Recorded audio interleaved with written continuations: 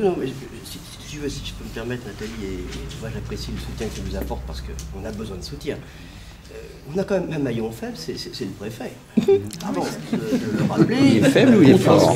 Contre vous tous, c'est ça? Parce que il y a deux choses qui nous réunissent bien entendu, qui nous réunissent aujourd'hui. C'est bien entendu ce dossier de Saint-Escobie. On a bien compris le problème de fond et le problème de fond. Le problème de fond, c'est une aberration, c'est ce que tu disais à juste titre. On parle de développement économique et aujourd'hui, l'un des principaux facteurs d'économie en Sud-Essonne, c'est l'agriculture. On nous le supprime. Qui se transforme, qui s'adapte, qui devient bio avec tout ce que ça entraîne. Et aujourd'hui, on nous dit, on supprime un pan important de l'agriculture et en plus, en plein risque de pénurie à très court terme. On peut s'étonner quand même. Je reviens à la parenthèse. Aujourd'hui, on en est arrivé à non pas convaincre, il s'est convaincu lui-même, ce commissaire enquêteur, avec des arguments qui ont toujours été les nôtres. Pourquoi les nôtres? D'une part, parce que ça fait des années qu'on travaille sur le sujet. On nous a demandé d'être efficace, d'être unis. Vous l'avez rappelé, M. Niasson, oui. C'est le cas. Tout à fait. D'être motivé et d'avoir toujours cette idée de proposer des choses. On l'a toujours fait. Et les arguments qui ont été repris par monsieur le commissaire enquêteur sont des arguments que l'on a toujours, nous, défendus et qui ont toujours été repoussés par le préfet. Et je dirais simplement à Nathalie, quand l'ancien préfet nous a quittés, malheureusement, l'actuel préfet arrivait à peine qu'il lançait la procédure de Pigue. Allez chercher l'erreur. Passage toujours en force. Je referme la parenthèse, on va dire que je fais de l'anti-préfet, ce qui n'est pas vrai, mais simplement, l'État a aussi, au-delà une volonté quand même de protéger, bien sûr de répondre à la problématique des déchets, et du prêt de maïs, j'y reviendrai tout de suite, mais également quand même de protéger, d'agir dans l'intérêt général. Et l'intérêt général, aujourd'hui, le commissaire enquêteur montre qu'il n'est pas respecté. Avec des arguments convaincants, avec des arguments sur lesquels nous sommes tous d'accord. Mais la procédure continue d'être enclenchée. Et aujourd'hui, le préfet, parce qu'il faut qu'on se le dise, est en train de chercher des arguments pour contourner les arguments de poids que le commissaire enquêteur a écrit. Voilà. Donc là, il faut qu'on pose le problème. Ensuite, on est quand même responsable. Le problème n'est pas de dire on n'en veut pas, on veut ça chez les autres. C'est ce que nous avait dit le préfet quand on est allé le rencontrer. En tant que président du CEREDOM, 122 communes, on s'intéresse aussi au tri, à la valorisation de nos déchets. Et tu as tout à fait raison de dire qu'aujourd'hui, et tant mieux, c'est la politique que tu as initiée, Grenelle Environnement, que les gens commencent à comprendre qu'il faut trier et qu'on a moins de déchets, heureusement. Et que c'est vrai, heureusement, à court terme, et ça commence à être le cas déjà, que les incinérateurs commencent à moins fonctionner puisqu'il y a moins de choses à mettre dedans, pour faire court. Mais ça veut dire qu'on commence à avoir une logique, parce que le Grenelle, voilà. On a prévu, parce que le prêt-de-main, bien sûr, est opposable à tous. Je dirais que la région va délibérer contre, le projet de Saint-Escault, le département, tout le monde a délibéré contre, et qu'on nous a demandé, nous, aux élus, de faire des propositions. On a proposé à monsieur le préfet, dans le cadre du prêt-de-main, parce qu'il fallait répondre à... Et ça a été déposé au mois de juin dernier, un projet alternatif consistant à faire une extension d'un CET qui existe sur le site de Vers-le-Grand, et qui répond exactement à la capacité de 150 bidons supplémentaires.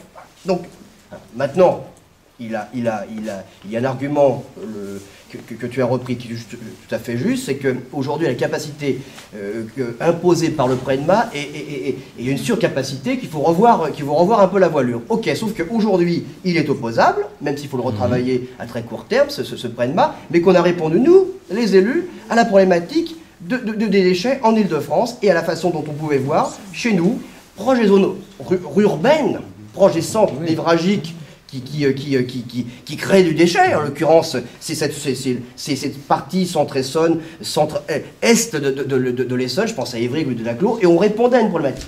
Voilà. Et tout ceci a été balayé par le préfet. Quand on est allé défendre ce dossier, il y avait la région, le président du conseil général de l'Essonne, il y avait les élus concernés, l'élu Vers-le-Grand, donc c'est pas une question de dire on agit en catégorie, non, on agit ensemble. Voilà. Et en fonction de ça, le préfet a dit, il y a un arbre qui gêne l'extension, grosso modo, je fais court, il y a 2 arbres qui gênent l'extension du CET, c'est une bonne idée, on verra ça plus tard.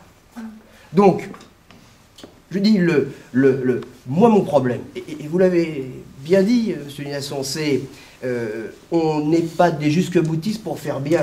On agit, et comme tu l'as rappelé, en étant mobilisé, en étant inventif, constructif. On apporte des solutions.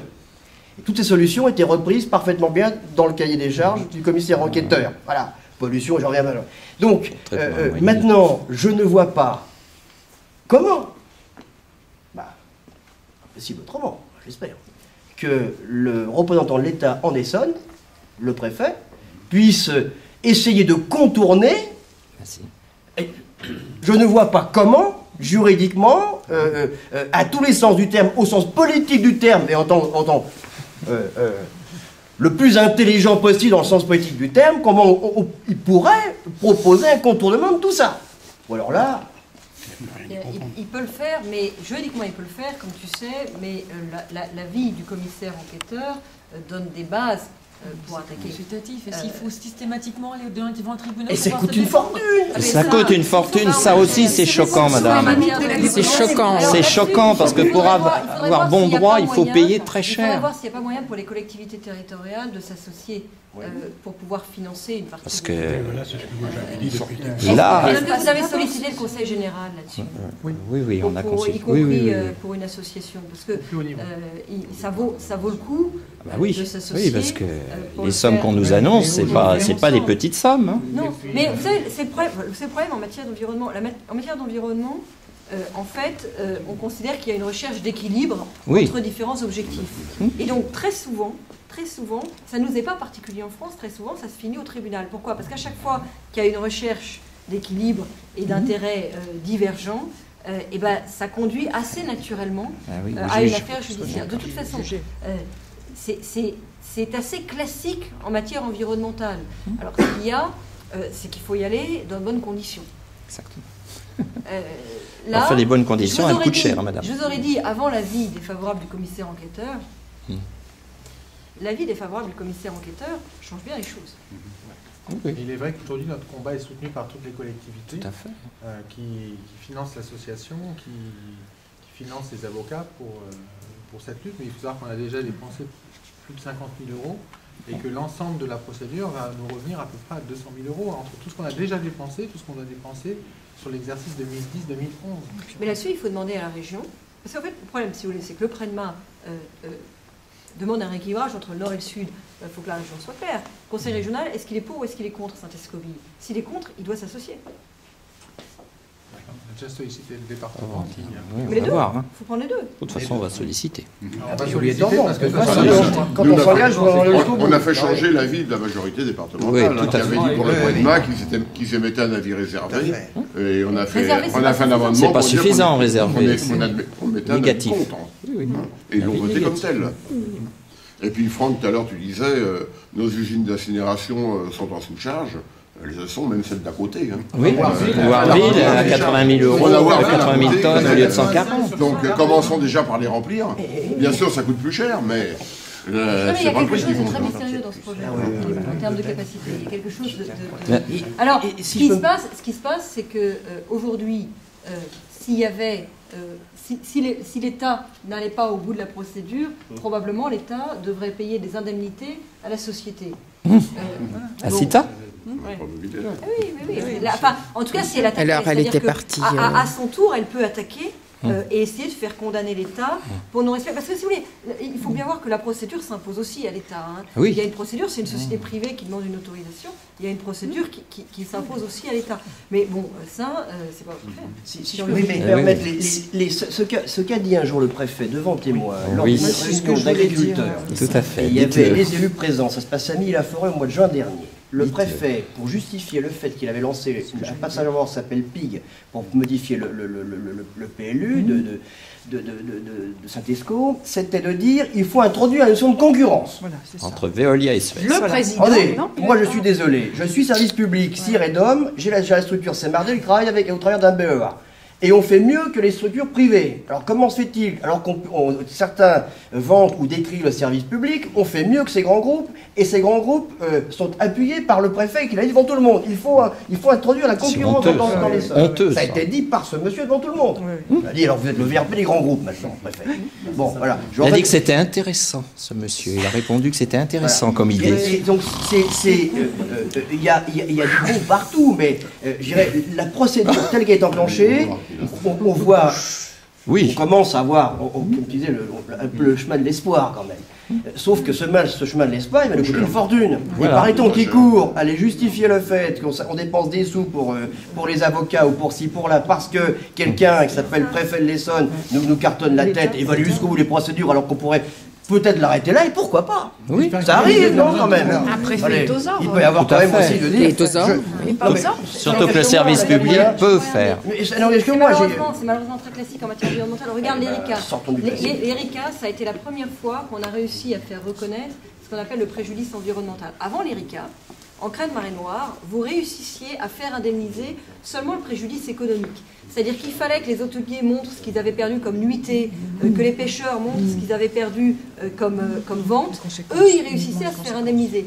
Mais le préjudice strictement écologique, la plage qui est souillée, les oiseaux qui sont morts, ce genre de choses-là, on considère que comme il n'y a pas de propriétaire, et c'est pas chiffrable, entre guillemets, derrière, avec l'ERICA, pour la première fois, on a réussi à obtenir des indemnisations sur la base du préjudice écologique. Bon, c'était grâce à la charte de l'environnement, mais ça s'est passé dans un tribunal. Voilà. Ça peut paraître malheureux, mais le droit en matière environnementale, il avance beaucoup au tribunal. Et c'est comme ça depuis longtemps, hein, c'est pas très nouveau. Oui, mais ce que vous dites, excusez-moi, je reviens sur ce qu'on l'a dit l'autre jour aussi, c'est quand même, le sous-préfet nous l'a dit quand on a été reçu par lui, c'est comme le préfet... Dans ce projet, normalement, dit qu'il veut introduire une notion de concurrence et introduire à quelqu'un de privé. C'est quand même pas normal qu'un préfet soit là pour défendre des intérêts privés. Excusez-moi. Pour moi, le seul argument. Mais c'est son argument. C'est le seul argument. C'est pour ça que vous disiez tout à l'heure, je comprends pas ce qu'il y a derrière. On sait ce qu'il y a derrière, c'est ça. Ça nous a été dit, ça nous a été confirmé par. Il a parlé de son diocèse en parlant de l'Essonne. Le sous-préfet nous l'a confirmé. Le préfet laïque qui parle de diocèse. Un peu gênant, ça. C'est quand même gênant, quoi. Je veux dire qu'un préfet soit là pour défendre des intérêts privés. Pour moi, l'argument qui est vraiment bloquant sur Saint-Escobie, c'est le prêt de main, en fait. Parce que c'est vrai que